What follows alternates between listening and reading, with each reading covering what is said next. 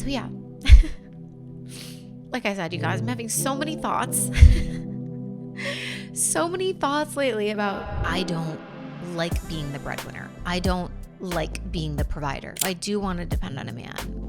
Like, I do want you to pay for things for me. What's something that you've recently learned about yourself that surprised you? Have you ever faced a major challenge or setback, and how did you overcome it? What is your go-to self-care ritual when you are feeling overwhelmed or drained? Today, I'm answering some questions about defining moments, authenticity online, legacy, success, my current fears, and so much more. Half the time, the reason why you are comparing, you feel sad, you're overwhelmed, you're drained, you're upset that you weren't productive enough. Most of our problems are coming from our phones or technology in general. So if you can just literally unplug everything, your life will get better. If you are disconnected from your intuition, you are going to be the best person for people to convince, sway, manipulate. I declined my corporate job offers and I moved back to Spain indefinitely for the guy that I met on a dating app. Just, was like full fuck it vibes. Usually once you take step one, some new knowledge or wisdom or path opens for you to be able to see, oh, here's a possibility, and I'll do that as step two. Sometimes doing things simply because you want to or because you feel like it is a good enough reason.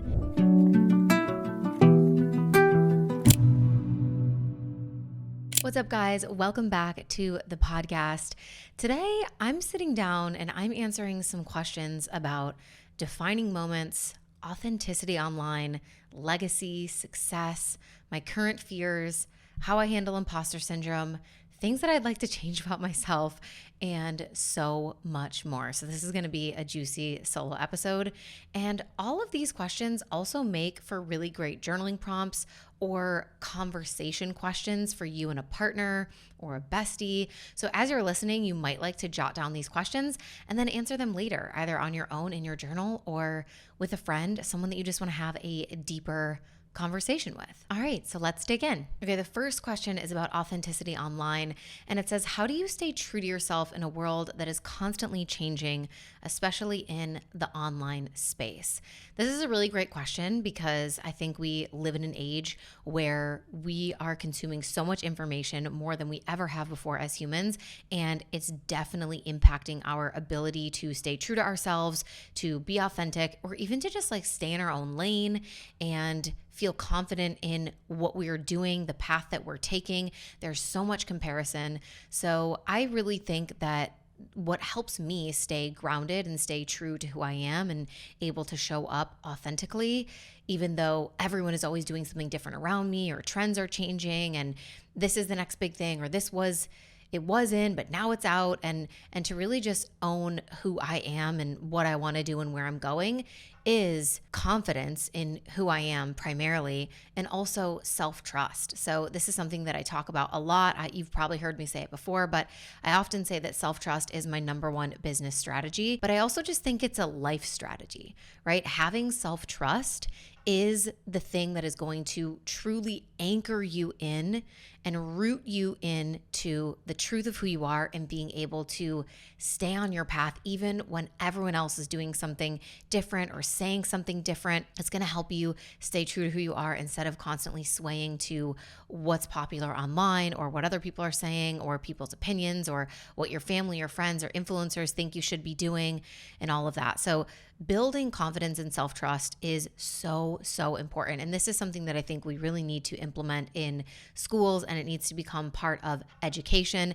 There is just not enough education as it stands for younger people around their inner dialogue, self-belief, affirmations, and all of these things that really, as adults, a lot of us have had the fortunate ability to be able to learn, whether it's through podcasts or books or programs or whatever, that we know has the power to change our lives. So staying true to yourself in a world that's constantly changing, I think primarily comes down to, have you built the self-confidence in who you are? And do you have self-trust to be able to honor what you know and what's true for you, regardless of what's happening in the external? And obviously a big part of being able to do any of this is intuition. Like, are you connected to your intuition? Do you know what it's trying to tell you? Do you know what it feels like when you have an intuitive yes or an intuitive no? Have you practiced building a relationship with your intuition where when you know something is right or when you know something is wrong, you actually just follow that knowing and you act upon it and you create change in your life, even when it doesn't make the most sense, or maybe there's not a clear path or a clear reason why, or you don't know what the ROI on something is going to be yet, but you feel the intuitive knowing. Have you built that relationship where you can follow your gut and understand that your intuition is always leading you somewhere on purpose and it's never on accident? If you are disconnected from your intuition, you are going to be the best person for people to convince, sway, manipulate. Like, that's so huge. You can't manipulate people that are connected to their intuition. When someone shows up in a room and you're an intuitive being and you can tell that their energy is off or that their intentions are bad or that they're actively trying to manipulate people or they're putting on a facade, like, intuitive people you can't pull the wool over their eyes. And so I think a really big part of being able to stay true to who you are, regardless of the environment, whether that's online or in the real world, is having that connection to your intuition, which is why it's so, so important. And so much of what goes on in the world today, whether it's through media or through toxins and our diet, like, all of this stuff is really intelligently designed to detach us and take us away from our intuition, because as a society, we are more easily divided and manipulated when we are not connected to the truth of what we know. And a lot of times what we know is not because we've learned it in a book or because it's scientific fact yet, but it's a remembering. It's a remembering of something that's true for you. It's an instinct that we have as animals that we cannot explain. And because we are such linear thinkers oftentimes, and we do appreciate our ability as humans to be logical and scientific and all of that, there's a version of us that wants everything to fit into that box. It wants everything to fit into the box of, yes, this makes perfect sense, or this has been diligently studied and researched, so therefore, right? There is that side of us, but there's also this animalistic, magical, spiritual, intuitive side of us that cannot be explained. And if you're trying to fit your intuition into the box of logic, then you're always going to be disconnected from it. And that's going to create more disconnection between you and your path, your purpose, your destiny, and ultimately your potential. Because I do think that we need to follow those intuitive pings in order to be able to reach our fullest potential in this lifetime. So those are the main things that I would say in terms of staying true to yourself in a world that is constantly changing. Have you ever faced a major challenge or setback, and how did you overcome it? Okay, of course. And if you're listening to this, I'm sure you're thinking, yep, I've got several that I could talk about right now.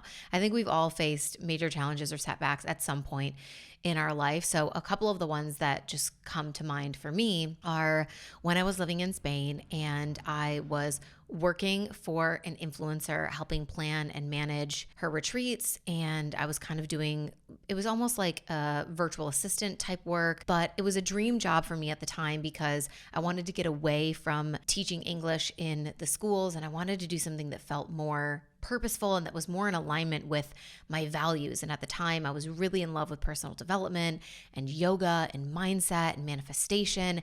And her work was really centered around all of those pillars. And so it felt like such a dream to be able to work with someone who was building a company and a mission and hosting retreats that were centered around those things.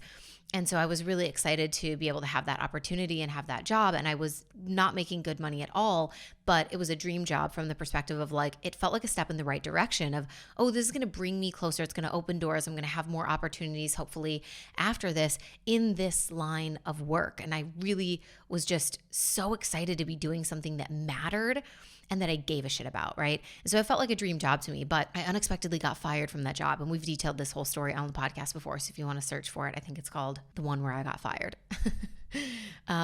But that time kind of comes up for me when I think about major challenges or setbacks, because it felt like previously, it felt like, wow, I'm finally on the right path. I'm moving in the right direction. This is really going to help me go where I'm meant to go. And then to have it ripped away so quickly and unexpectedly the way that it was just very confusing and jarring. And it made me question a lot of, this whole narrative that I had been really believing and preaching up to that point of like everything happens for a reason. And, the universe is always conspiring in your favor. And I had just read the book, The Universe Has Your Back. And all of that felt really, really true for me in the lead up to getting this job.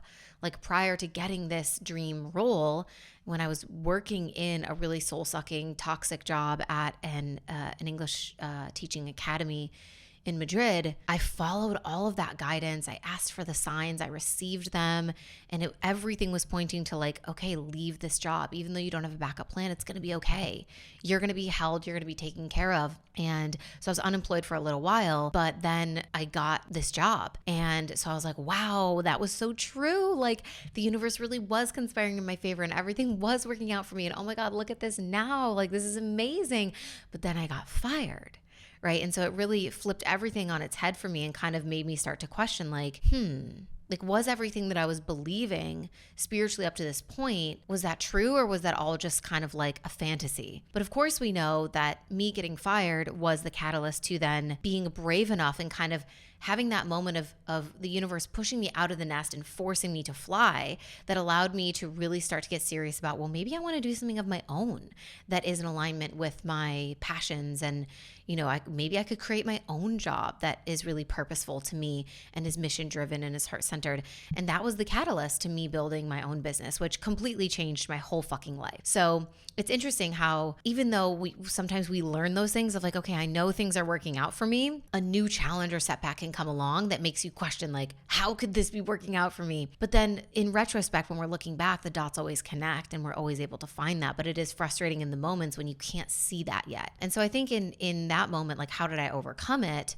When I was fired and I was living in a foreign country and I had quit all of my other jobs and kind of burned the bridges. And, I was like, okay, well, what am I going to do now? Like, I'm not even in my own country where I can just go get any odd job. Like my options are really kind of limited here. There was no other choice but to just lean on the faith. Like some of those beliefs and spirituality were like being questioned a little bit, but I had two options. It was like, oh, believe everything is a hoax and the world is against me and none of this was real. And see, I knew it wasn't going to work out and what a load of bullshit. Or to be like, maybe because this has been true for me once, it could be true for me again. And maybe there's something for me to learn. And maybe there's something bigger on the horizon. And those were the options. And so of those two options, I knew that one of them was going to make me a cynical, pessimistic, unhappy person.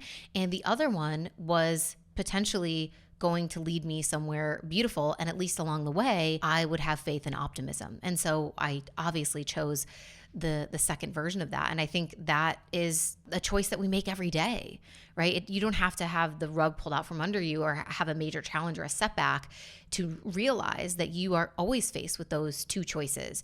You've always got A and B. Like I can believe that the world is out to get me and I can become cynical and I can become negative and I can have this downward outlook on things, or I can choose to believe that the opposite is true, that things are working out for me and that this pain will have a purpose and, that the hard things in my life will get alchemized and that there are purposeful things waiting for me and there are better days ahead. And there is some being, some God, universe, source, something that loves me and is guiding me and is holding me through this. You get to choose every single day what you want to believe.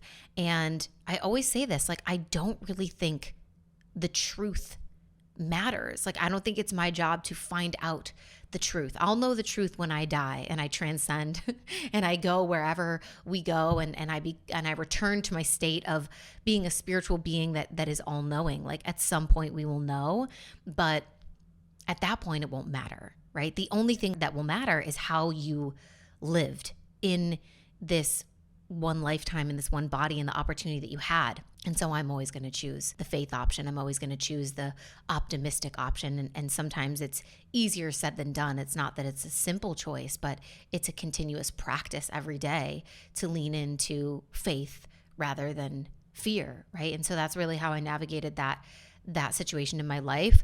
I reached back out to people that I had worked with in the past for, being an English teacher in the Spanish schools.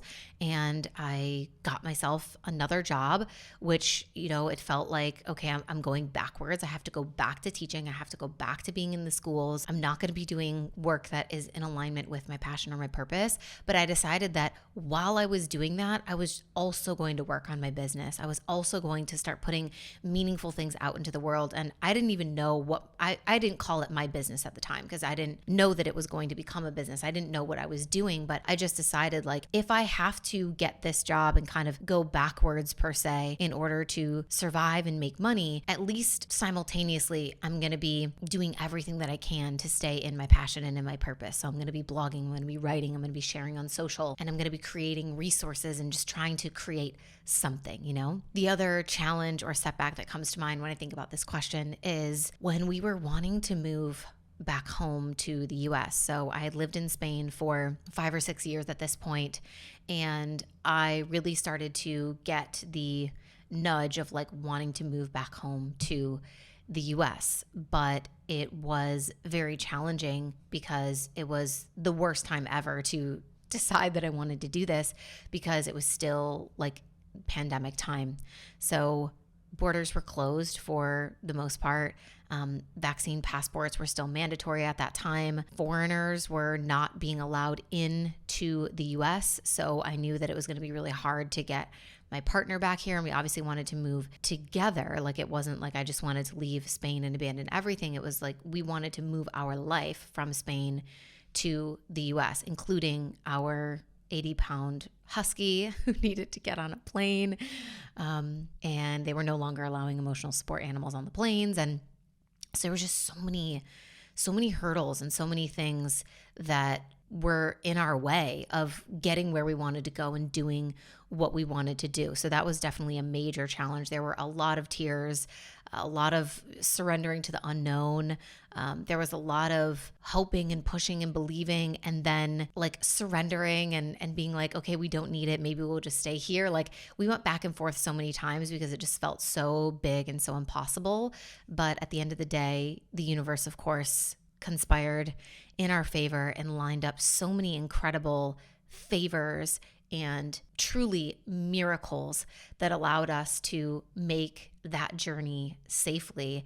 And I'll never forget, like I looked out the plane window when we were landing in the US and I just started bawling my eyes out. I was like listening to worship music because I was just like trying to hold it together. Like, please let this be real. Let us pass through all the controls. Like, let everything be okay with the dog and with our passports. And just like, please, like, let this be real. And I just remember looking out the window and just like seeing, it was nighttime. So it was just like city lights and, I was just like, wow, like everything that had to happen in order for this to be possible, which I don't know if I'll ever be able to talk about all the details of what that was, but it was just like, wow, like this miracles really, really are real.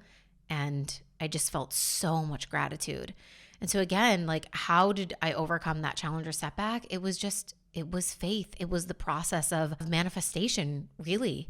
It was figuring out what we wanted, what it was going to take. It was calling people, asking for favors, connecting with community, working out the logistics, taking all the aligned action steps that we had in our control, and then surrendering so much of it over to luck and magic, honestly. And so yeah, those are a couple of the challenges or setbacks that come to mind when I think of this question.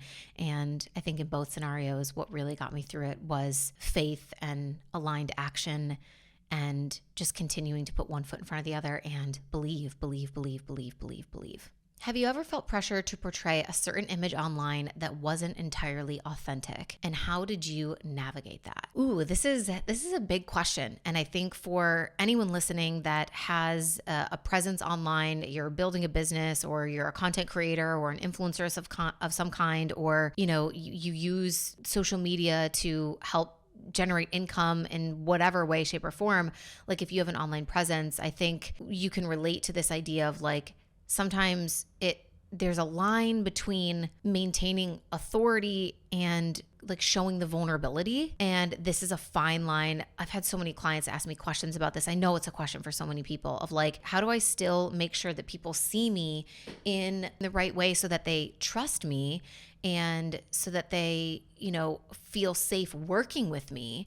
But also I want to be really transparent and I want to be vulnerable, and I am a human and I have challenges, but like, where do I draw the line? Like, how much is too much? How much is not enough? And I think that's a balance that a lot of online content creators, influencers, business owners are trying to walk. And it is very real. And I think there's been, times in all of our journeys where we felt like we need to put on a brave face for our community, even when, we might be going through personal challenges or having some sort of like existential crisis over like what's next for you or where you see your career or your business going, or you're just in a state of confusion, or maybe something is happening behind the scenes in your life or in your relationship, or you're grieving, or I don't know, you just have like question marks about things and you're just like, feels like I have to show up one way, but how I'm actually feeling is another way, and this is something that I also experience, and it is a challenge. But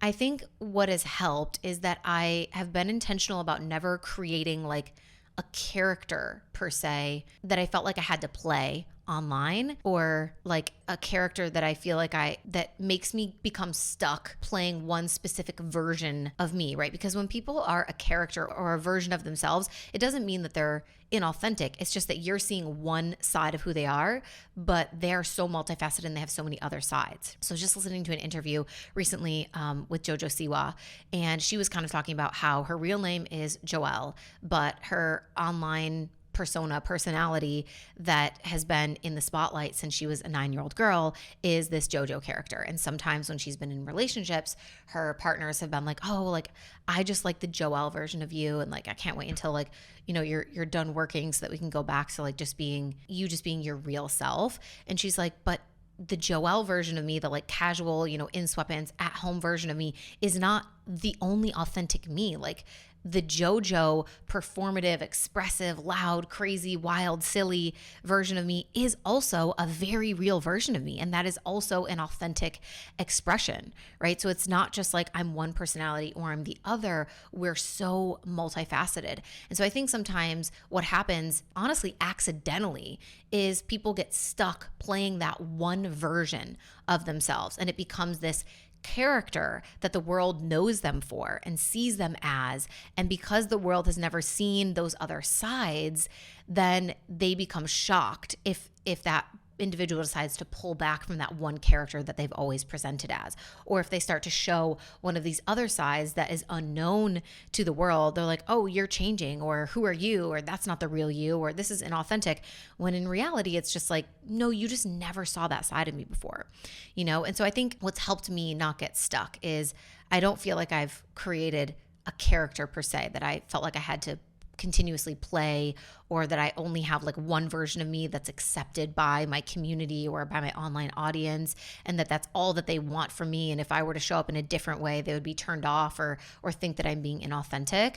So if you are building, especially a personal brand of some kind, I do think that there's value in having some width and variety to the versions that you allow yourself to show up as online, so that you don't get stuck, pigeonholed in like this one character. Like, you don't want to always have to be the motivational gal or the happy person or the inspiring person. Like, you want people to see these other facets of your life and the different sides of you, so that when you're naturally feeling that way, it still comes across as authentic if you were to show up, and you're not creating like a false expectation of how people want to see you, when in reality, there's so many different sides to all of us. So yeah, hopefully that answers that question. What's something that you've recently learned about yourself that surprised you? Okay. I have been thinking a lot recently about how my mindset has shifted a lot around this idea of like being the breadwinner in the family or in your partnership as a woman. And I actually think this is a collective shift, because we went so hard into like the women's empowerment to the point where a lot of us were like, yes, we are so believing that we needed to do everything exactly the same as men and do everything that men can do and do it in the same way that men do it. And look at me, I don't need no man, and I'm going to do everything on my own because now I'm able to. And then a lot of us women like went so hard in the paint with that we like kind of burnt ourselves out. And then we were like, I don't know if like that is actually like, I thought that that's what I wanted, but like now that I've done it and I've done the girl boss thing, or I've done the corporate ladder thing, or I've done the, breadwinner entrepreneur thing, like, I don't know if that's really like what I want to do forever. And I don't know if that's what's like really fulfilling me the most. And maybe I just wanted to prove to myself that I could do it. But now that I've done it, I'm almost like okay with the fact that maybe I don't need to take on that role. And this is a delicate conversation because people get all up in arms about feminism and, women being equal. And like, yes, we are equal and we should have the right and be able to do whatever we want to do and also do whatever men do. Absolutely 100%. All I'm saying is for me personally, I've kind of had a revelation of like, I don't like being the breadwinner. I don't like being the provider for the family. It's actually too much pressure for me. It doesn't feel good for my nervous system and I don't like it. And it kind of stifles my creativity and I just don't like it. And growing up, I always thought, I want to be this like, even before girl boss was like ever a thing or boss babe was ever like a word, like growing up, like I do believe that it was a societal narrative that taught us like, don't depend on someone and go after your goals and create the kind of life that you want to live. And that is a beautiful message. And I'm so glad that I received it because I think that's part of what empowered me to build my own business and become an entrepreneur and do all the things that I'm doing in my life now. But it's just funny looking back how I really genuinely thought like, oh, I want to be this like powerful, like corporate girly or boss babe of some kind. And I want to make all my own money and never depend on a man. And now I'm 30 and I'm like, no, I do though. I do want to depend on a man. Like, I do want you to pay for things for me. Like, I do want to have us both be making great money or you be making more money. Like, that would be awesome. I think that would be really lovely and supportive for my nervous system to not feel like the pressure is on me. And I know there's been this recent trend on social media of like, social media isn't real. Here are some things that I'm struggling with. While some of those posts have felt kind of like opportunistic and performative, there's others that have been really lovely to kind of read and be like, wow, yeah, like I see myself in that. And it's so interesting to see other people are struggling with similar things as you. And what I found really fascinating was a lot of the high level entrepreneurs that are peers or friends or people that I follow in the space, there was a really similar sentiment in a lot of those posts about feeling the pressure of being the one who makes all the money, especially for the female entrepreneurs or coaches who their partners were also, salaried members of their company, right? Like they shared, I saw several of them that like that weight actually feels really heavy a lot of the time. And even though their businesses are thriving and doing well and continuing to make money, like I don't know, it's like this energetic thing that I think is unnatural for women to be the provider of a household. And it feels, we're just different than men in that way. And it's something that feels really good for men and really empowering for men. For women, sometimes, not for all of us, but for some of us, it feels kind of heavy and it just doesn't feel good. So that's something that I've learned about myself recently that did truly surprise me because when I was younger, like I said, I was all in on the, like, oh, I'm going to just, do my thing and earn all my money and like, I don't need anybody. And I do think that it's important to have some level of independence, especially financial independence for women is so important so that you don't get stuck in dangerous relationship situations or toxic or abusive relationships. Like, please just like, use your brain and understand that there is so much context to these conversations. So you know what I am saying and you also know what I'm not saying. So don't make it mean something that it doesn't. But yeah, that surprised me of like, oh, I don't actually like this as much as I thought that I would. I actually quite dislike it, to be honest. So yeah. Another thing is like, maybe this would be different if I worked in a traditional job or I worked in corporate. I just think that there's like enough pressure with entrepreneurship specifically as is. I can go to a job if I worked in corporate and maybe my performance isn't 100% every single day, or I have a bad week, or my productivity isn't on point that week, but I'm still going to get paid the same. But that's not true for entrepreneurship. If your energy isn't up to par, if your productivity isn't up to par, you're not going to be making sales. People aren't jumping in. You're not making money. So I think there's a little bit more like wiggle room and leeway in the corporate space. Not to say that corporate jobs or any other type of job isn't also wildly stressful. I totally believe that.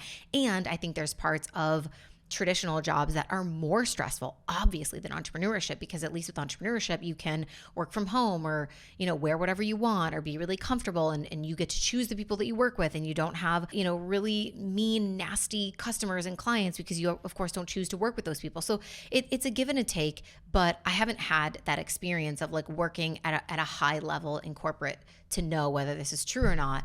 But I feel like there's a level of pressure that comes with entrepreneurship that is unique to being, a business owner, because all of the revenue depends on you. It depends on your output. It depends on your energetic capacity to show up, to be productive, to be on point, to just be effective in your sales. Like that's already kind of like heavy. And so then you like add that to, now you're responsible for like taking care of your family and earning all the money or paying the bills or whatever. And that's just kind of like, it's a bit too much, at least for me, right? I obviously can't speak for everybody, but anyway, that's my 2 cents on that. Something else that I've learned about myself recently that surprised me is that I really do want to get married and become a mom. And this for me has always felt kind of far away until recently. And I've talked about this with some of my friends, but I'm like, I'm having so many thoughts and it's freaking me out.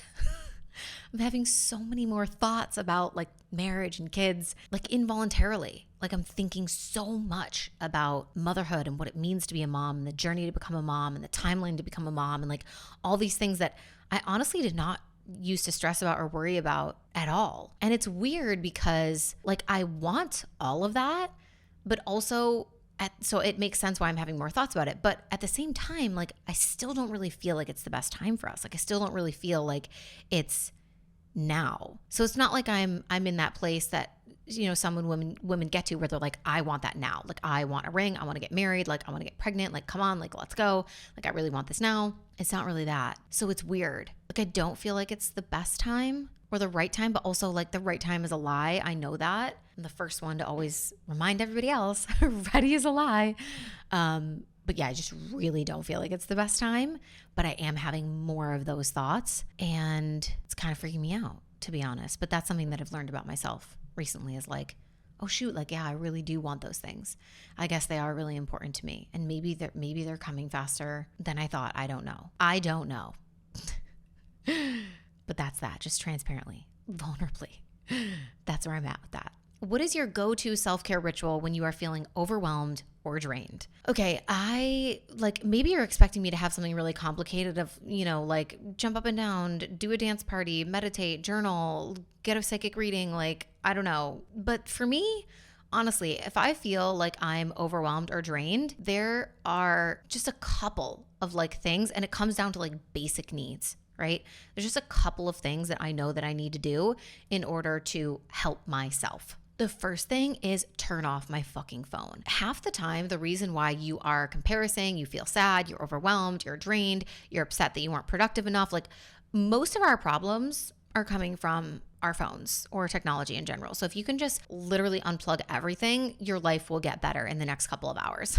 So if I'm feeling overwhelmed or drained, I know I'm turning my phone off. And I turn my phone off every single night, which I think is already pretty good. So at a certain point in the evening when I'm like, okay, I just want to make dinner, eat, relax, and sleep, I will just completely turn my phone fucking off, or else it's a demon. Like there's no other way. So I have to turn my phone off. The other thing that really helps me is like going for a walk with the dog and just getting outside. That usually helps me process my thoughts, especially if I'm doing like a non-stimulation walk where I'm not listening to music or a podcast or anything. But sometimes, depending on my mood, if I just need like some keep me company content, or if I'm like kind of sad or like down a little bit, like sometimes it does help to have just one of those podcasts or someone that you enjoy listening to that feels comforting, and to go on a walk and just like have that as your little like companion. So that's something that I might do. And then the most important thing is resting, napping, or getting a good night's sleep, because sleep will change your life. It'll change your mood. It'll change everything. We've all experienced this before. Like you're in one mindset and then the next morning you're like, wow, I feel so much different, or I feel so much better. Or you had a crazy argument the night before and then you wake up and you're like, oh my God, why did I say that? Why did I do that? Like, I don't feel that way. I actually am so much more clear. I'm so much more refreshed. Like I have a totally different perspective than how I felt about it yesterday. Like sleep just literally heals your life, I swear. So getting good sleep is so important, especially if you're overwhelmed or drained. So nothing too complex or crazy here, just, getting away from technology, going for a walk, and sleeping. You often talk about overcoming fear, but do you ever still feel afraid? And how do you manage fear when it arises? Okay, yes, of course I feel afraid. Everybody feels afraid. I think that's something that we need to normalize. Like you don't just conquer fear and never experience it again. Like random life fears, obviously I have, but I think we're talking more about like personal development things and stuff like that. But like, of course, I'm afraid walking down the street at night that someone's randomly going to jump out and stab me. Like why, why is that a common fear as women? I don't know.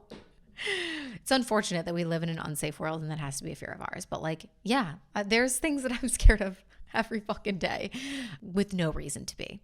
But yeah, of course I feel afraid. But to take more of like a esoterical approach to this question, and talk about maybe some of the things that I'm afraid of right now and kind of unpack it. I think right now, to go back to this idea of like, wanting to become a mom and marriage and that stuff, because I'm having so many more of these thoughts, I think right now I'm afraid that when I become a mom, if I become a mom, hopefully I pray to God that I'll be able to become a mom. I think I'm afraid that like when I become a mom, I'll never want to work again. Like for some reason, I just feel that in my bones that like the minute I have a baby, I'm going to be like, it's over. Like no desire. I like could care less about work. Like I just don't even, who cares? I just want to be here. Like I just want to stay home with my babies. Like I could totally picture me doing that. And the reason why that scares me is because financially I'm like, shoot, like I can't afford to do that. Like I can't afford to just never work again as soon as I have a baby. Like what? So that's one of my, maybe it's irrational. I was going to call it an irrational fear, but like also maybe that's real. Like maybe that's not so irrational. But how do I handle it? I think most things that we are afraid of are much bigger in our imagination than in reality. And so oftentimes the anticipation of what something will be like is way worse than what it actually is once you do it or once it happens. And so I'm just always kind of reminding myself of that. There's no way, and you can relate this to business, motherhood, like literally anything. I think a lot of us get into this place where we want to have all the future steps figured out so that we can feel safe enough going into that next season or that next big risk or that next big step in our lives. I see this all the time with my clients that are early on in their businesses. They're like, but I don't know how this is going to happen and what this is going to look like and how much money I'll be making and if it's safe. And that prevents them from starting the business. In the same way that for myself, trying to figure out how I'm going to manage a business, take care of my clients, still feel inspired, have enough energy and time and sleep to show up before I become a mom. Like if I need all the answers to those questions before I just do it, then I'm probably going to be waiting forever. Like, and I know this to be true. So it's not that my fear goes away, but it's just that I understand how fears work. And I know that the anticipation is oftentimes so much worse than what it actually is once we do it. And I also know that usually once you take step one, some new knowledge or wisdom or path opens for you to be able to see, oh, here's a possibility, and I'll do that as step two. And then once you do step two, the heavens open and they send you step three, and you're like, oh, well, okay, maybe that would make sense.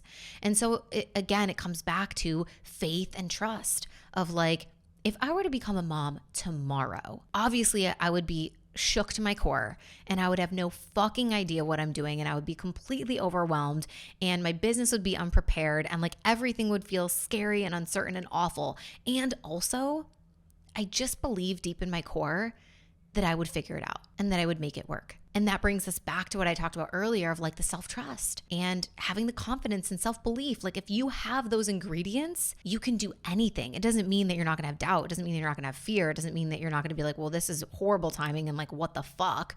But if you hold the belief that you'll be able to figure it out no matter what, that will get you through whatever it is that you're facing. So I also know that there is no cure to fear other than action. Action is the antidote to fear. So if I don't want to be afraid of motherhood or what it might do to my motivation or my business, then I probably just need to walk in faith until I become a mom and then things will make sense. So I just lean into the belief that I will always be okay and I'll always be taken care of and that I am smart enough and resourceful enough and confident enough and I have enough self-belief to be able to turn things around and figure out a plan for what to do next no matter where I find myself.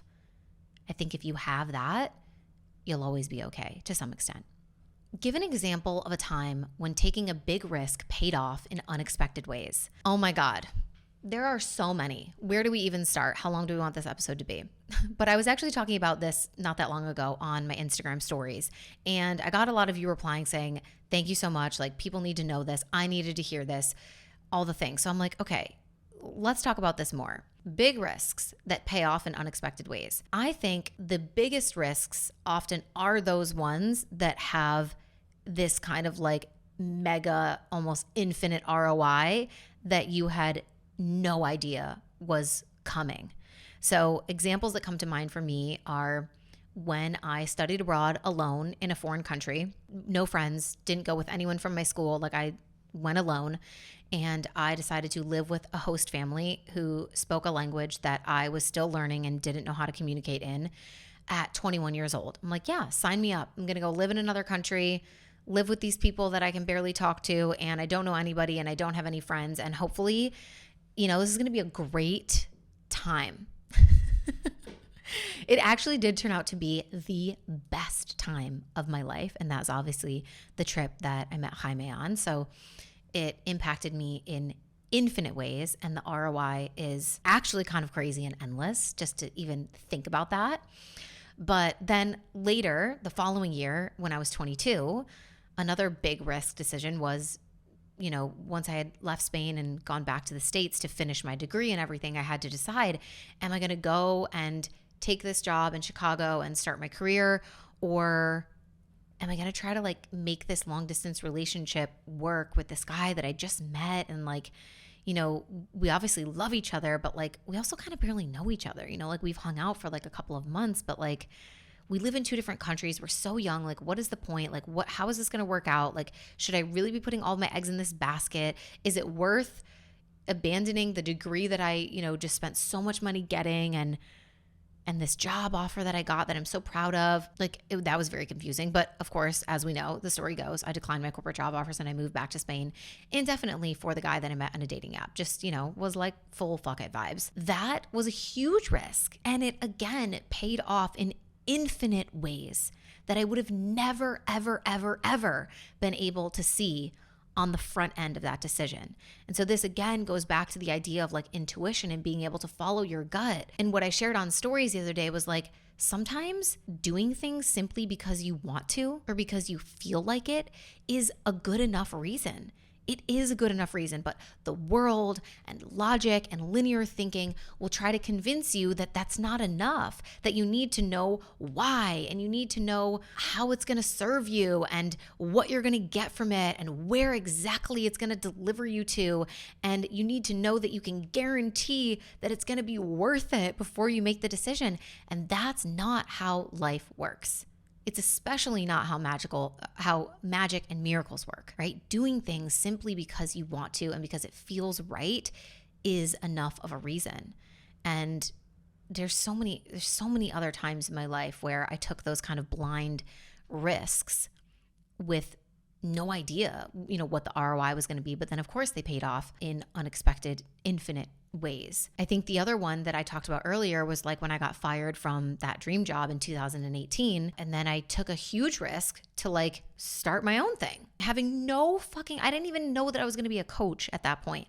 I was just doing shit, you guys. I was just writing stuff, blogging, providing value, like trying to help people, making ebooks, like recording meditations, going live on Instagram. I was just fucking doing anything. I didn't know what that was going to turn into, but I'm glad that I did it. I'm glad that I took the risk. I'm glad that I put myself out there.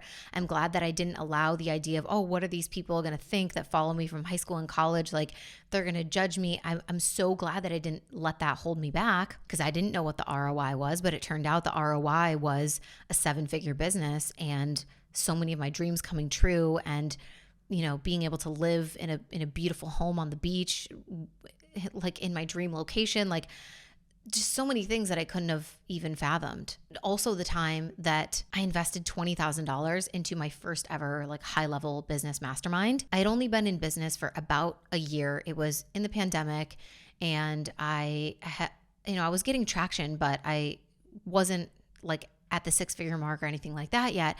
And so that felt like a thing that, was kind of nonsensical.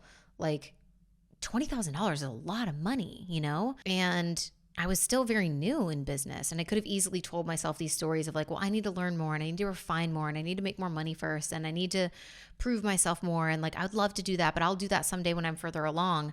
And I was just like, no, like I need to do that now, because that's going to be the thing that gets me further along. And yeah, it seemed probably stupid to anyone else that I would have told that I did that to, which is probably why I didn't tell anyone. Because I was like, I actually don't need your input. I just have the self-trust and the courage and the inner knowing to know that this is the next step in my path.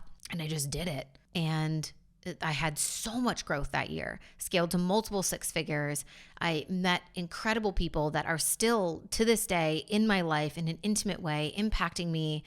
Some really dear friends, some really close mentors. And yeah, the coach that I joined that mastermind with is who I'm going to Egypt with coming up on this beautiful pilgrimage. And I'm going to get to meet so many other amazing 7 and 8 figure business owners and do this like bucket list, once in a lifetime journey.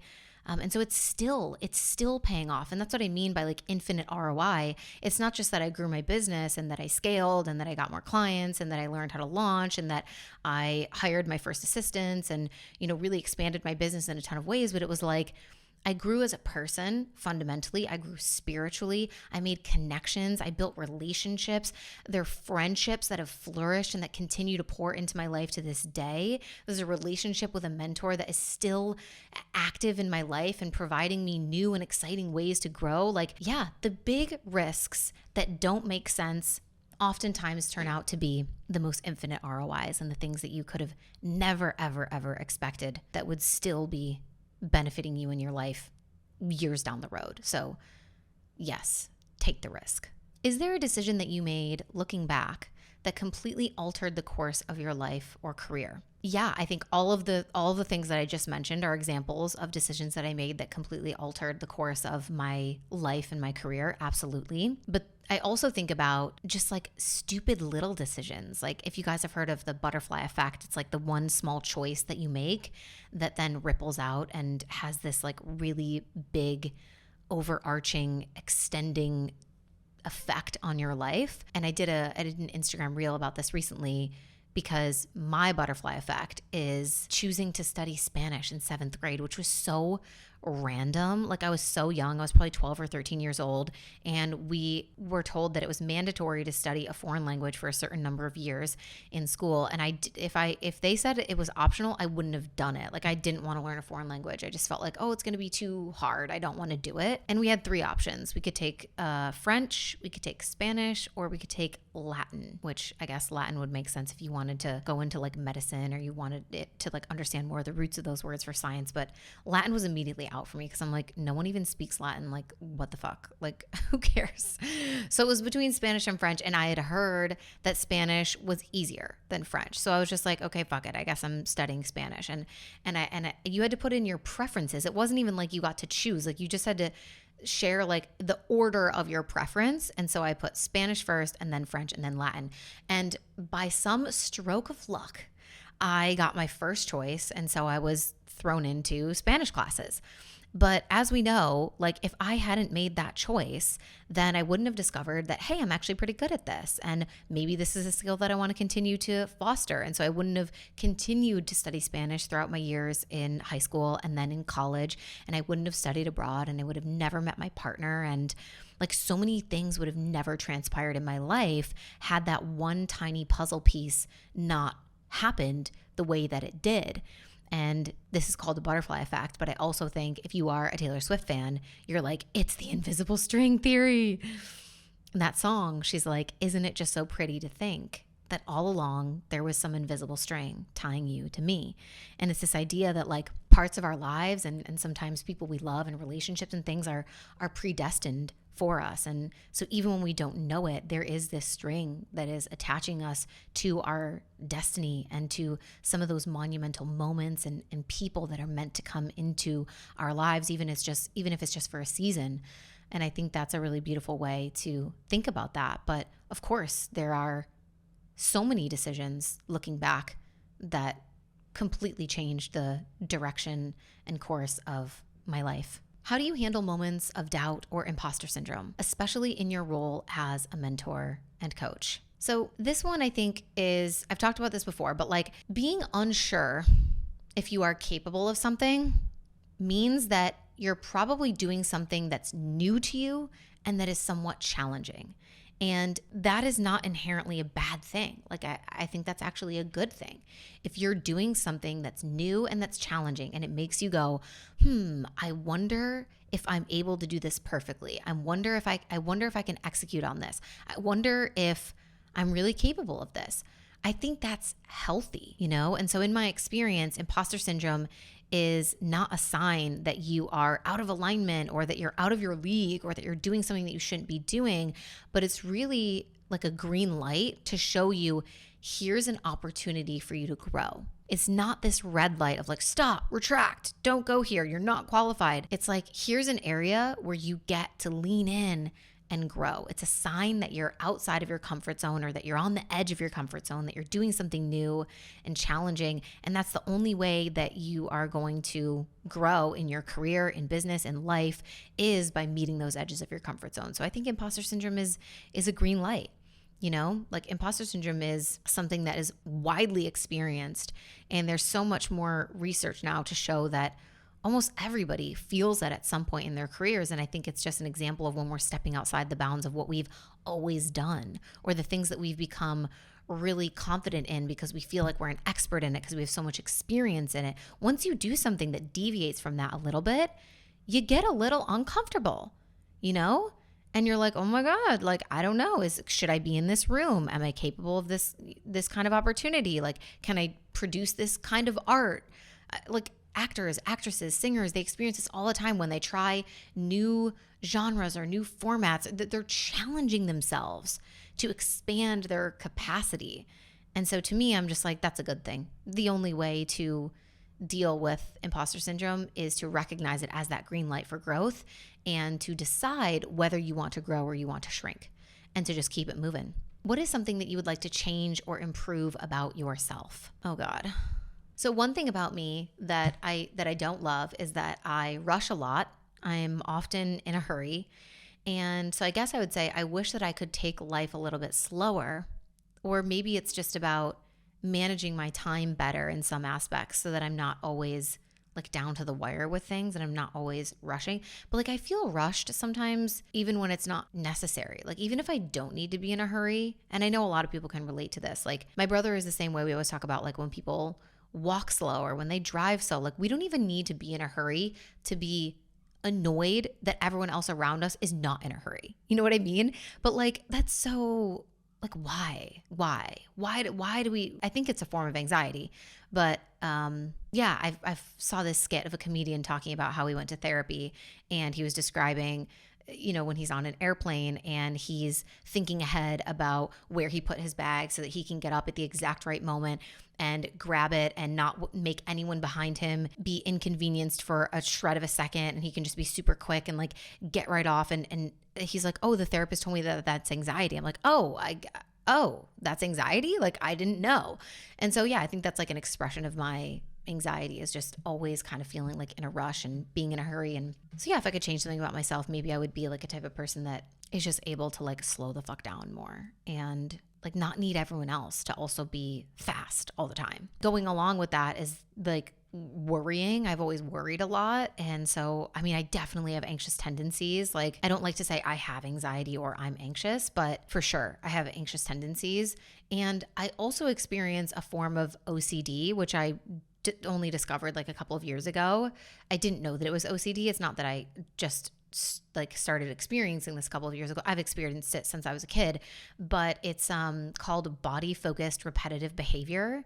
And the way that I experience it is where I will like bite the inside of my mouth or the inside of my cheeks unconsciously all the time.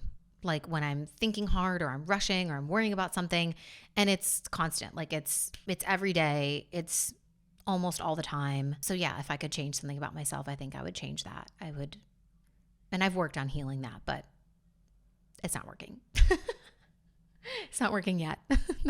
Not giving up hope though.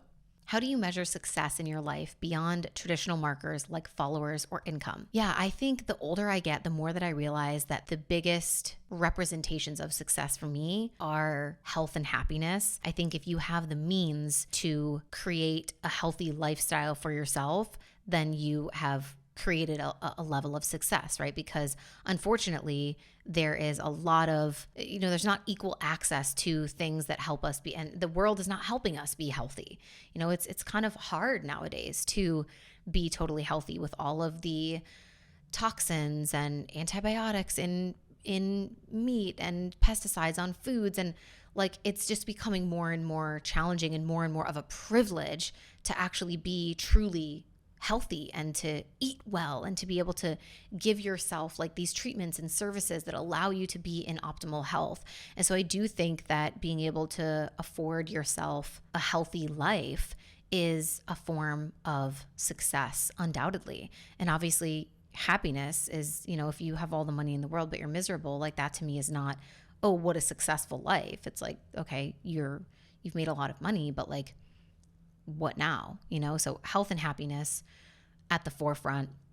I also think having the freedom to do something that you love is an expression of success. And for me, that's a big version of success, right? Because if I have to be miserable every day just to be able to pay my bills or go on a vacation once a year, then I don't feel successful. That for me doesn't feel like success. And unfortunately, that's the reality for so many people. And I know that. And so I have so much empathy for, everyone not being able to have access to that. Yeah, I think that's why for me, it makes it a clear marker of success. It's like, wow, what a beautiful thing that you've created. What a privilege to be able to have the freedom to do what you love. And then the last thing for me is time. I think the richest people to me are the ones who are rich in time, because it's the only thing that we can never get back and that we can't make more of, and that we all want more of at the end of our lives is time. So if you have time freedom and you have the ability to do what you want with your time, what you love with your time, then I think you've really hit the jackpot of success.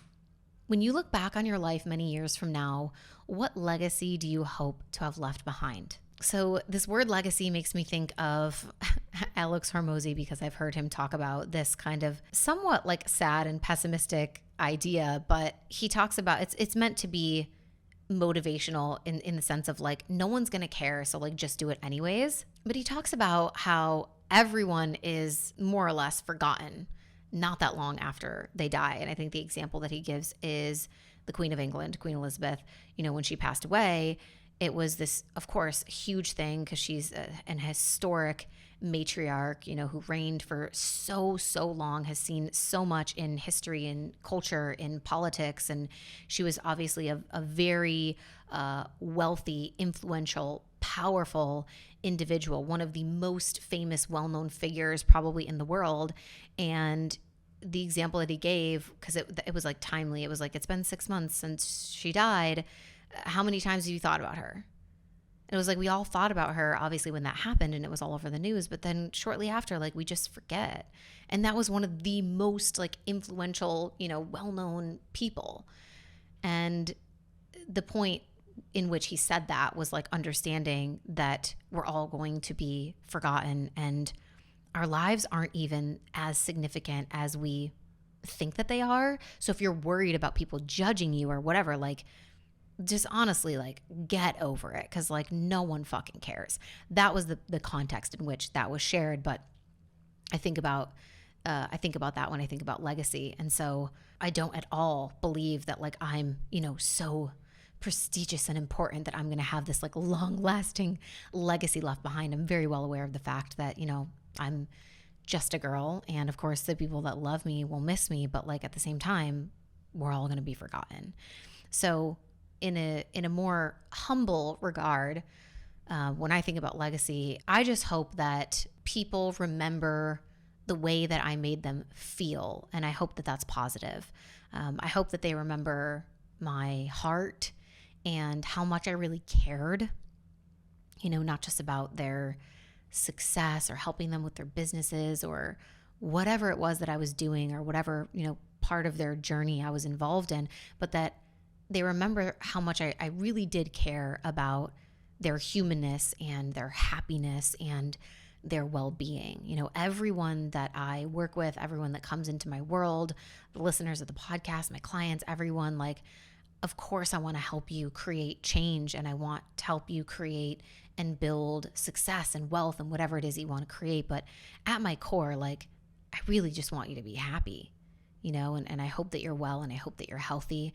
And so I hope people remember that part of me and my personality, that I did have a really big heart and that I really did care. I hope that there's people that remember being really activated by my work or inspired to take action on something or to make significant changes in their life because of something that I may have shared at some point. I hope that there's people out there who maybe were able to borrow some of my confidence or some of my ambition or some of my optimism until it became their own, and that rippled out somehow in their life and allowed them to become a better version or create new results and opportunities for themselves. I hope to leave behind a community of women who are better because we existed on earth together at the same time, lifting each other up and sharing our wisdom and breaking old patterns and healing from the inside out for ourselves and also for everyone around us and for those who are going to come after us. Those are the things that I hope for when I think about legacy. And I also hope that I'm able to become a mom and that I have children in the world who love me and are proud of me and just think that I was a good mom and know that I really cared. So yeah, like I said, you guys, I'm having so many thoughts, so many thoughts lately about motherhood. Like, I don't know.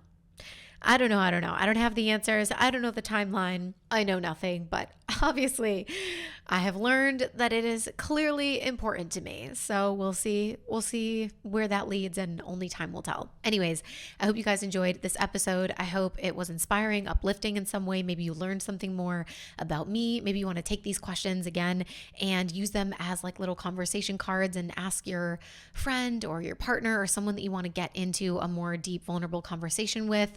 Or maybe you just want to journal on these things for yourself to uncover some of this information. This was a valuable exercise for me, and it helped me, get even more anchored into some of my truths and my mission. So yeah, I hope you enjoyed this episode. If you did, please take a screenshot, share it to your Instagram stories, and tag me so that I can repost you.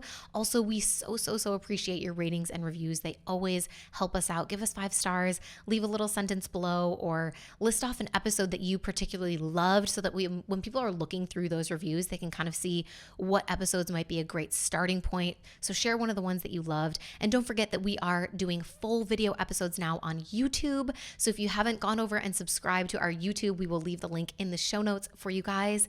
Watch the full video episodes on YouTube. You can put me on your TV, you can put me on your laptop, anywhere, and just kind of hang out with me in my little spare bedroom office and watch the podcast instead of just listen. All right, I love you guys. Thank you so much, and we'll talk to you soon. Bye.